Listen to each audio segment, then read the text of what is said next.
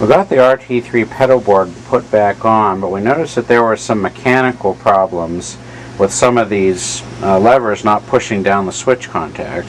The pedal would go down all the way, but the lever wouldn't make contact.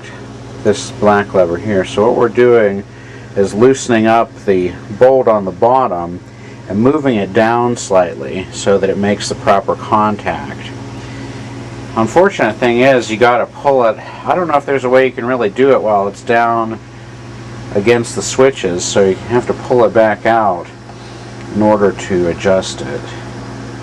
Now, Organist 1982 and I got the pedal board out and we adjusted the pedals, but we noticed there's still some where it's not pushing the contact down far enough, like this A flat. Let me see if I can reach it here.